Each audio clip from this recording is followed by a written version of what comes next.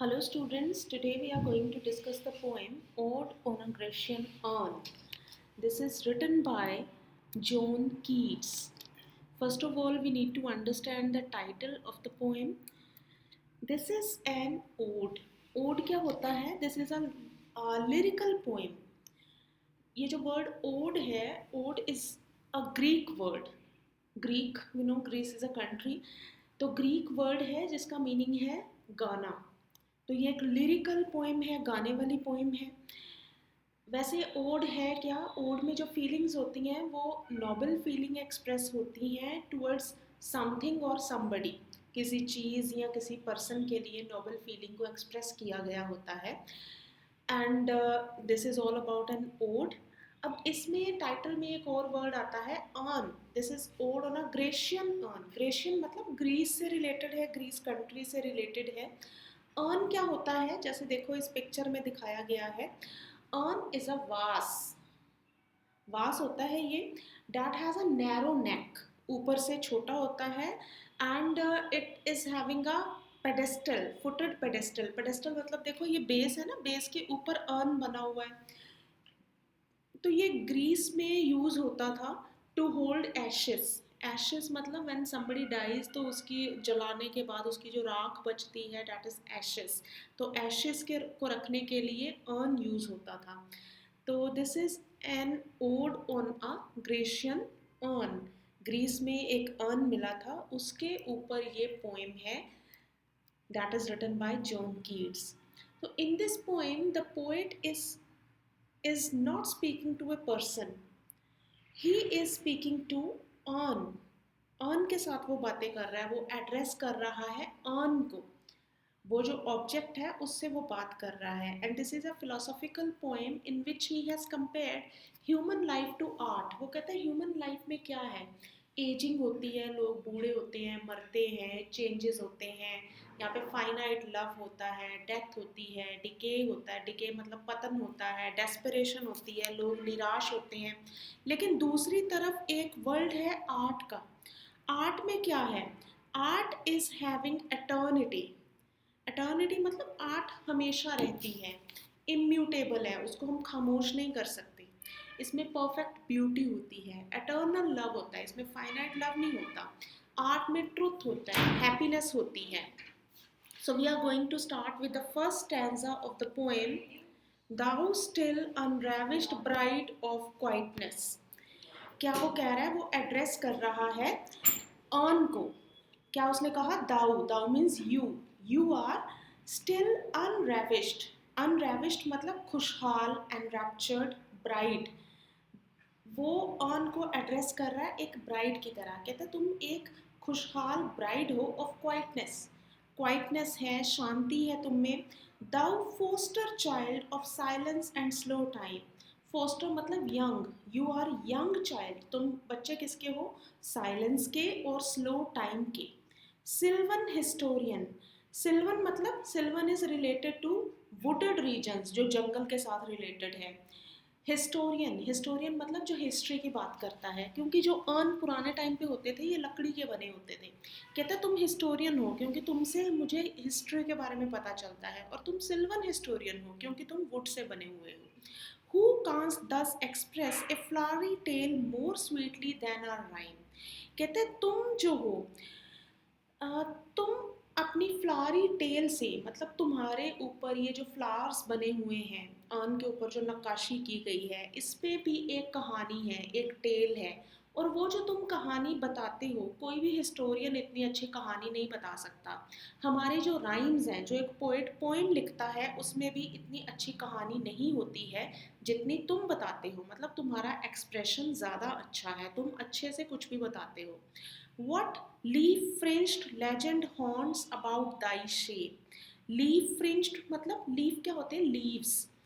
मतलब तुम्हारे जो अर्न है, अर्न के ऊपर क्या है? लीव्स बने हुए हैं, पत्तों सी नक्काशी की गई है. तो उसमें भी लेजेंड्स हैं. लेजेंड मतलब कहानियाँ बताई गई हैं. ऑफ डेटीज और मॉर्टल्स. या तो ये कहानियाँ देवताओं की हैं या मॉर्टल्स की हैं. मॉर्टल मतलब जो इंसान हैं उनके बारे में है. और ऑफ बोथ, या फिर ये दोनों के बारे में है. In Tempe or the dales of Arcady. Tempe, Tempe एक वैली है, valley in Thessaly, that was favoured by Apollo in Greece. Greece में एक वैली है, वैली आपको पता है पहाड़ के साथ वैली होती है, तो ग्रीस में एक वैली का नाम है टेम्प। और आर्केडी क्या है? आर्केडी इज आर्केडिया, ये भी पेलोपोनेसिस में एरिया है। कहते हैं ये जो तुम डेटीज और मॉडल्स की बातें कर रहे हो, ये टेम्प के रहने वाले हैं या आर्केडिया के रहने वाले हैं? वट मैन और गॉड्स आर दीज, ये किस तरह के आदमी हैं या भगवान हैं, देवी देवता हैं जिनकी तुम कहानियाँ बता रहे हो? वट मेडन्स लोथ, कैसी ये मेडन्स हैं? मेडन्स मतलब गर्ल्स, लॉथ, लॉथ मतलब reluctant, who are not willing. कैसी मेडन्स हैं जो तुम्हारे ऊपर पोर्ट्रेट की गई हैं? वट मैड परस्यूट, ये कैसा परस्यूट है, कैसा एक फॉलोइंग की जा रही है? वॉट स्ट्रगल टू एस्केप, कैसा एक स्ट्रगल तुम्हारे ऊपर दिखाया गया है बचने का? वॉट पाइप्स एंड टिम्ब्रल्स, कैसे ये पाइप्स हैं, मतलब उसमें कुछ फिगर्स हैं जिसमें लोग पाइप बजा रहे हैं, टिम्ब्रल बजा रहे हैं। These are musical instruments, pipes देखे हैं ना जब म्यूजिक बजाते हैं उसमें से। कहते हैं ये कैसे लोग हैं जो पाइप बजा रहे हैं, टिम्ब्रल बजा रहे हैं? वॉट वाइल्ड एक्सटेसी, तो कैसा एक इंजॉयमेंट है, कैसा एक अलग ही खुशी है जो तुम्हारी इन पिक्चर्स के थ्रू दिखाई गई है। और ये जो भी दिखाया गया है वो एटर्नल है, कभी किसी आर्टिस्ट ने ये सारी नक्काशी की है, ये सब कुछ पोर्ट्रे किया है तुम्हारे ऊपर, लेकिन आज भी when I have a look on you, जब मैं ये सब देखता हूँ तो मुझे ये सारी चीज़ें मेरे सामने आ जाती हैं। तो मैं सोचता हूँ कि ये देवता है, ये आदमी है, ये कैसी मेडन्स हैं, ये कैसा परस्यूट है। So everything just is getting live in front of me. तो ऐसी आर्ट है जो प्रेजेंट की गई है। अब यहाँ पे एक वर्ड आया था आर्केडी, तो आर्केडिया का जो रीज़न है ग्रीस में वो यहाँ पे डिपिक्ट किया गया है। Now the next stanza, heard melodies are sweet but those unheard are sweeter. Poet कहते हैं जो हर्ड मेलोडीज होती हैं, मतलब जो गाने हम सुनते हैं वो स्वीट होते हैं, बट दोज अनहर्ड, पर जो हम नहीं सुने होते, मतलब जो गाने हैं ही नहीं, वो स्वीटर हैं। क्योंकि उन गानों में क्या है, उनमें एक इमेजिनेशन है, हमारी खुद की इमेजिनेशन है, तो वो ज़्यादा स्वीट हैं उन गानों से जो बन चुके हैं। देयरफॉर ये सॉफ्ट पाइप्स प्ले ऑन, कहता सॉफ्ट पाइप्स, ये जो म्यूजिशियन हैं अर्न के ऊपर दिखाए गए हैं, तुम बजाते रहो, तुम एक म्यूज़िक प्रोड्यूस करते रहो, क्योंकि जो तुम्हारा म्यूज़िक है वो इमेजिनेशन के लिए है। अब अर्न पे जो फिगर है जो म्यूज़िकल इंस्ट्रूमेंट बजा रही है, उसका म्यूज़िक हमें सुनाई नहीं दे रहा, वो सिर्फ हमारे इमेजिनेशन में है कि हाँ ये म्यूज़िक ये लोग बजा रहे हैं। तो इसीलिए वो कहता है heard melodies are sweet but unheard are sweeter. ये जो लोग पाइपर्स हैं, ये जो पाइप बजा रहे हैं, इनका म्यूज़िक ज़्यादा स्वीट है।